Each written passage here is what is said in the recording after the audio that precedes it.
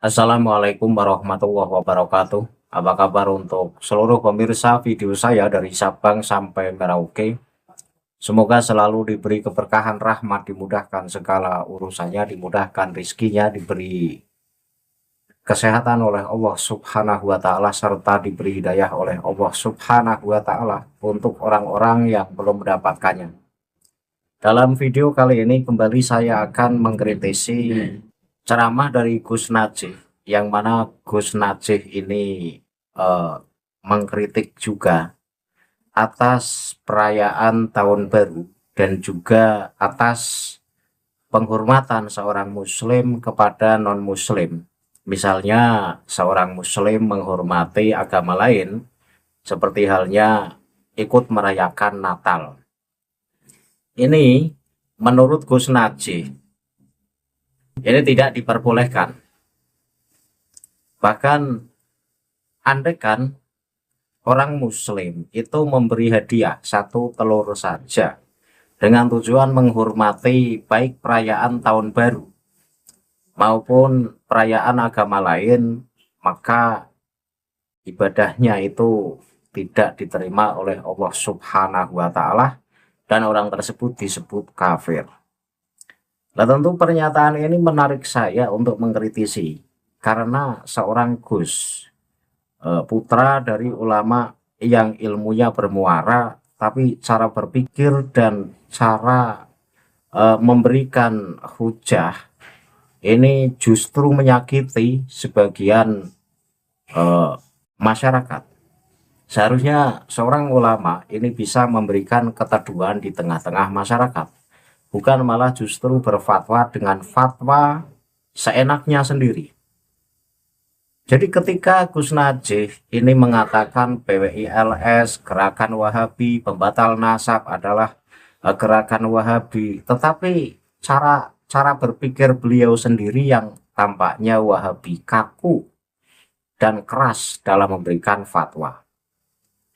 Nah, seperti apa pernyataan Gus Najih ini nanti akan saya tampilkan cuplikan videonya.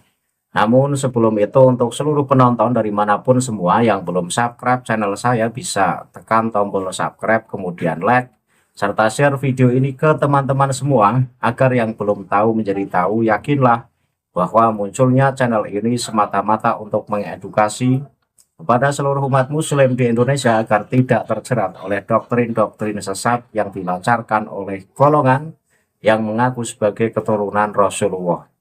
Selanjutnya langsung masuk pada pokok pembahasan. Sebagai materi pembahasan akan saya tampilkan cuplikan ceramah dari Gus Najih. Penonton bisa simak video yang akan saya tampilkan berikut ini. Andaikan ada seorang laki menyembah Allah 50 tahun, kemudian ada datang hari 1 Januari datang, kemudian dia menghadiahkan dengan toleran, orang sekarang bilang ya, karena motif toleran, menghadiahkan kepada ba'dil musyrikin, yakni orang Kristen, satu endok, telur aja, tapi niatnya menghormati 1 Januari. Ini 1 Januari, belum Natal ya. Maka faqad kafara wa habita amalu. Na'udzubillah min. Dari video yang baru saja kita saksikan, di situ Gus Najih berfatwa bahwa andaikan ada seseorang yang sudah beribadah selama 50 tahun, kemudian memberikan hadiah sebesar telur untuk menghormati perayaan misalkan Tahun Baru, atau bahkan memberikan penghormatan kepada agama lain, maka orang tersebut dihukumi kafir. Ini pernyataan yang kaku, dan pernyataan ini menyakiti sebagian pemeluk agama yang ada di Indonesia. Karena apa? Karena bahwa kita dituntut untuk hidup rukun, bisa hidup berdampingan walaupun kita berbeda keyakinan. Sudah barang tentu, kerukunan itu terkadang menciptakan kita menghormati ritual keagamaan agama lain. Bukan berarti menghormati itu kita meyakini akidah mereka, tetapi itu adalah simbol kebersamaan dan simbol kerukunan. Dan agama Islam ini sangat menganjurkan hidup berdampingan, hidup rukun walaupun berbeda akidah. Bahkan saling menghormati antar umat beragama ini bukan sekedar anjuran, melainkan fondasi utama dalam menjaga kerukunan di tengah keberagaman masyarakat. Di Indonesia, prinsip ini sangat kuat karena kita memiliki semboyan Bhinneka Tunggal Ika. Menghormati perbedaan keyakinan membawa banyak manfaat nyata bagi kehidupan kita sehari-hari. Mengapa saling menghormati itu penting? Antara lain adalah menciptakan kedamaian, sikap saling menghargai, mencegah terjadinya konflik yang dipicu oleh isu SARA, seperti halnya suku, agama, ras, dan antar golongan. Kemudian membangun toleransi, memberi ruang bagi orang lain untuk menjalankan ibadah sesuai keyakinannya tanpa rasa takut atau terintimidasi. Kemudian memperkuat persatuan. Ketika kita fokus pada nilai-nilai kemanusiaan yang universal, perbedaan agama tidak lagi menjadi pembatas untuk bekerja sama. Kemudian belajar kedewasaan sosial. Menghormati perbedaan menunjukkan tingkat kedewasaan berpikir dan empati seseorang dalam bermasyarakat. Seperti halnya contoh ini, bentuk tindakannya. Tidak mengganggu ibadah, tenang saat tetangga sedang melaksanakan ritual keagamaan. Artinya tidak mengganggu ketenangan tetangga yang berbeda keyakinan saat melakukan ritual keagamaan. Kemudian menjaga ucapan, menghindari kata-kata yang menyinggung atau merendahkan ajaran agama lain. Kemudian contoh lagi sikap gotong royong, tetap bekerja sama dalam kegiatan lingkungan tanpa memandang agama. Kemudian mengucapkan selamat atau memberikan apresiasi pada hari besar agama lain sebagai bentuk keramahan sosial. Nah, maka ketika kemarin sempat viral Menteri Agama Bapak Nazaruddin Umar yang ikut memperingati hari Natal, kemudian dikecam oleh banyak ulama, dan diantaranya adalah Gus Najih. Ini tidak dibenarkan dalam ajaran Islam. Karena apa? Ya karena Menteri Agama itu bukan milik agama Islam saja. Menteri Agama itu adalah milik seluruh agama yang ada di Indonesia. Walaupun Menteri Agama Nazaruddin Umar itu berkeyakinan Muslim, tetapi ketika Menteri Agama itu adalah utusan negara, maka berarti Menteri Agama itu adalah milik seluruh agama yang ada di Indonesia. Maka sudah barang tentu ketika Menteri Agama kemudian ikut peduli dan ikut menghormati perayaan-perayaan ritual agama-agama selain Islam, bukan malah dikecam. Ya, yang ngecam itu saya anggap adalah orang yang berwawasan kurang luas. Poin penting, menghormati agama lain tidak berarti kita harus mengamini atau mengikuti ajaran mereka. Ini adalah tentang menghargai hak setiap manusia untuk meyakini apa yang mereka pilih. Jadi, kita menghormati ritual keagamaan lain saja diperbolehkan dalam ajaran Islam, apalagi sekedar merayakan tahun baru. Bukankah merayakan tahun baru ini adalah bentuk rasa syukur kepada Allah, dan rasa syukur itu bisa diaplikasikan dengan cara yang berbeda-beda. Jadi sangat kaku ketika menghormati datangnya tahun baru, kemudian Gus Najih ini justru menyatakan bahwa orang tersebut adalah kafir dan ibadah selama 50 tahun itu dianggap sia-sia. Sebenarnya dasarnya apa sih untuk mengkafirkan seseorang yang hanya gara-gara menghormati tahun baru, kemudian mengeluarkan biaya demi menghormati tahun baru, atau menghormati ritual keagamaan dari agama lain, kemudian orang tersebut dihukumi kafir serta ibadah yang 50 tahun itu dianggap sia-sia. Ini dasar Gus Najih dalam berfatwa itu apa? Saya sangat heran. Saya lanjutkan. Islam adalah agama yang menjunjung tinggi toleransi dan penghormatan terhadap pemeluk agama lain. Al-Quran memberikan pedoman yang sangat jelas mengenai bagaimana umat Islam harus bersikap di tengah keberagaman keyakinan. Berikut adalah beberapa dalil Al-Quran yang menjelaskan tentang kebebasan beragama dan penghormatan terhadap penganut agama lain. Yang pertama adalah prinsip kebebasan beragama. Islam menegaskan bahwa keyakinan adalah hak pribadi yang tidak boleh dipaksakan. Hal ini berkesesuaian dengan surat Al-Baqarah ayat 256 yang artinya tidak ada paksaan dalam menganut agama Islam.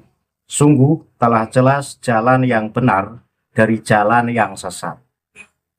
Bahkan Rasulullah pada saat menyebarkan risalah Allah ini tidak boleh dengan cara paksa, tetapi harus dengan cara santun. Karena lagi-lagi hidayah itu datangnya dari Allah. Tugas Rasulullah itu hanya berdakwah. Kemudian yang kedua, penghormatan terhadap eksistensi agama lain. Prinsip dasar dalam berinteraksi adalah mengakui adanya perbedaan tanpa harus mencampur adukan ajaran agama. Hal ini seperti yang dinyatakan dalam surat Al-Kafirun ayat 6 yang berbunyi artinya untukmu agamamu dan untukkulah agamaku. Jadi untuk urusan agama atau untuk keyakinan itu ya masing-masing. Tetapi untuk hidup bersosial, hidup berdampingan, kemudian gotong royong, dan saling menjaga kehormatan satu sama lain, ini adalah anjuran agama Islam. Yang ketiga, larangan mencela sembahan agama lain. Islam melarang umatnya menghina simbol atau Tuhan agama lain demi menjaga keharmonisan dan mencegah konflik sosial. Hal ini seperti dalam surat Al-An'am ayat 108 yang artinya, dan janganlah kamu memaki sembahan yang mereka sembah selain Allah, karena mereka nanti akan memaki Allah dengan melampaui batas tanpa dasar pengetahuan. Jadi Al-Quran sendiri ini melarang seorang muslim kemudian menghina sesembahan agama lain. Karena apa? Karena nanti mereka pun akan menghina Allah dengan penghinaan tanpa dasar pengetahuan. Jadi pada kesimpulannya, ajaran Islam itu mengajarkan santun, mengajarkan sikap menghormati agama lain, bukan berarti kita ikut meyakini keyakinan mereka. Yang keempat, perintah berbuat baik dan berlaku adil.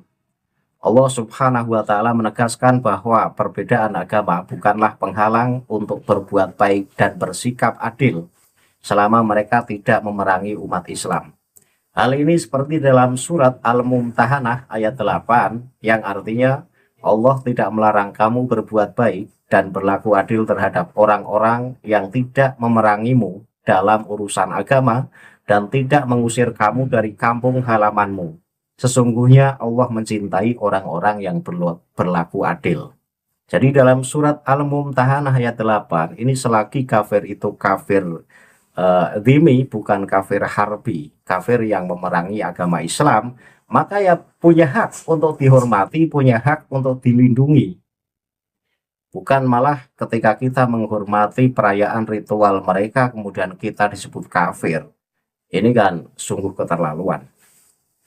Kemudian yang kelima, dialog dengan cara yang baik. Jika terjadi diskusi mengenai keyakinan, Al-Quran memerintahkan agar dilakukan dengan cara yang paling sopan dan bijak. Hal ini seperti dalam surat Al-Ankabut ayat 46, yang artinya, dan janganlah kamu berdebat dengan ahli kitab, melainkan dengan cara yang paling baik, kecuali dengan orang-orang yang zalim di antara mereka. Secara ringkas, Al-Quran mengajarkan bahwa menghormati pemeluk agama lain berarti memberikan ruang bagi mereka untuk beribadah, tidak memaksakan kehendak, dan tetap menjaga budi pekerti yang baik dalam pergaulan sosial. Ini betapa indah ajaran Islam yang sesungguhnya. Ajaran Islam yang sesungguhnya Ini mengajarkan kita menghormati pemeluk agama lain tanpa harus saling menghina. Bahkan untuk sekedar menghormati perayaan ritual agama lain pun agama Islam tidak melarang. Karena itu adalah bentuk dari simbol kerukunan dan bentuk dari simbol keberagaman. Nah, tadi adalah dalil-dalil Al-Quran yang menganjurkan pentingnya hidup harmonis antar pemeluk agama. Sekarang saya akan menilik dari beberapa pandangan ulama. Pandangan ulama sejak masa klasik hingga kontemporer telah memberikan penjelasan mendalam mengenai batasan dan cara menghormati penganut agama lain. Secara umum, mereka membagi interaksi ini ke dalam dua ranah, yaitu akidah dan ibadah, yang bersifat eksklusif dan muamalah atau sosial yang bersifat inklusif. Berikut adalah beberapa pandangan ulama mengenai hal tersebut. Yang pertama, ada Imam Al-Qurtubi, ulama tafsir klasik. Dalam tafsirnya terhadap surat Al-Kafirun, Imam Al-Qurtubi menjelaskan bahwa kalimat untukmu agamamu dan untukkulah agamaku adalah bentuk pemisahan yang tegas. Namun beliau menekankan bahwa hal ini bukan berarti kita harus memusuhi mereka, melainkan pengakuan bahwa masing-masing pihak memiliki konsekuensi atas pilihannya sendiri di hadapan Allah kelak. Kemudian yang kedua, ada Imam An-Nawawi, penulis kitab Riyadhus Shalihin. Beliau menegaskan pentingnya menjaga lisan dan tangan dari menyakiti siapapun. Beliau mengutip hadis bahwa seorang muslim sejati adalah yang orang lain merasa aman dari gangguannya. Para ulama menjelaskan bahwa orang lain di sini mencakup non-muslim yang hidup damai bersama umat Islam atau kafir dhimmi atau muahid. Menyakiti mereka secara fisik atau mental dianggap sebagai pelanggaran serius dalam agama. Ini adalah pandangan Imam An-Nawawi. Jadi sangat jelas pentingnya saling menghormati dan saling menghargai antar agama. Antar agama saja kita menghormati perayaan mereka boleh, apalagi hanya sekedar memperingati datangnya tahun baru, karena itu adalah bentuk rasa syukur kita, seperti halnya contoh diberi umur panjang sehingga bisa menjumpai tahun baru yang sekarang, sehingga tidak ada salahnya ketika kita hanya sekedar bakar-bakar atau melakukan pesta kecil-kecilan untuk merayakan tahun baru. Ini nggak masalah. Apa yang dipersoalkan oleh Gus Najih? Sehingga hanya karena memperingati datangnya tahun baru, kemudian ibadah 50 tahun gugur dan orang tersebut dihukumi kafir. Ini menurut saya keterlaluan. Pandangan yang semacam itu adalah pandangan yang kaku. Kemudian ada ulama yaitu Syekh Yusuf Al-Qaradawi. Dalam kitabnya Al-Khosois Al-Amah lil Islam, beliau menjelaskan bahwa toleransi dalam Islam berdiri di atas dua pilar, yaitu keyakinan akan kemuliaan manusia, bahwa setiap manusia, apapun agamanya, memiliki martabat yang diberikan Tuhan yang disebut karomah insaniyah. Kemudian keadilan bagi semua. Perintah untuk berlaku adil seperti halnya surat Al-Maidah ayat 8, berlaku kepada siapapun, bahkan kepada kelompok yang tidak kita sukai. Kemudian ada ulama Indonesia, jadi Bapak Profesor Dr. Muhammad Quraisy Shihab. Ya walaupun ini adalah dari klan Balawi, tetapi saya sudah sering berkata bahwa ilmu bisa datang dari siapapun. Karena ilmu dan nasab itu berbeda. Ketika ilmu yang datang itu adalah ilmu yang baik dan tidak menyimpang, maka saya ambil. Ulama yang keempat adalah Dr. Quraisy Shihab. Ulama tafsir Indonesia ini dalam tafsir Al-Misbah menjelaskan bahwa menghormati agama lain tidak berarti membenarkan ajaran mereka. Penghormatan tersebut diwujudkan dalam bentuk tidak memaksakan kehendak, tidak menghina simbol agama mereka.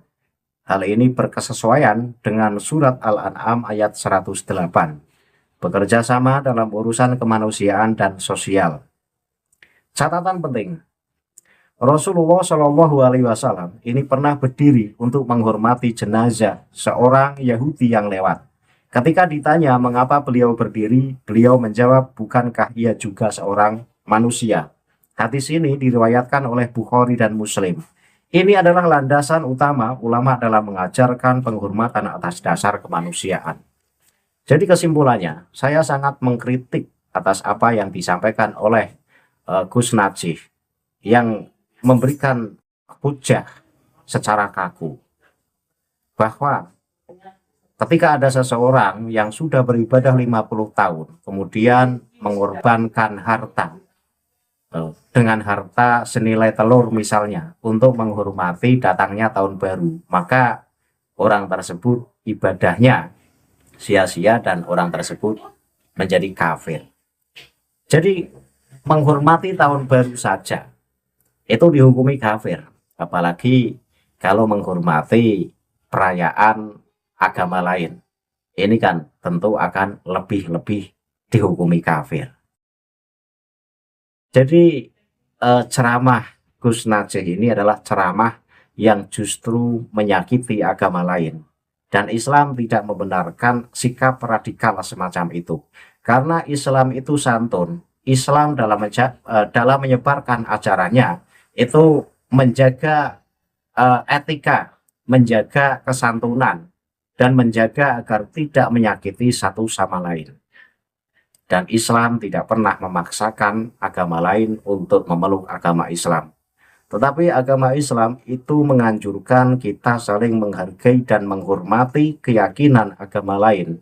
Bahkan kalau sekedar kita ikut menghormati perayaan ritual agama lain, maka ini tidak melanggar dari ajaran-ajaran Al-Quran maupun Al-Hadis, bahkan dari beberapa ulama-ulama yang masyhur.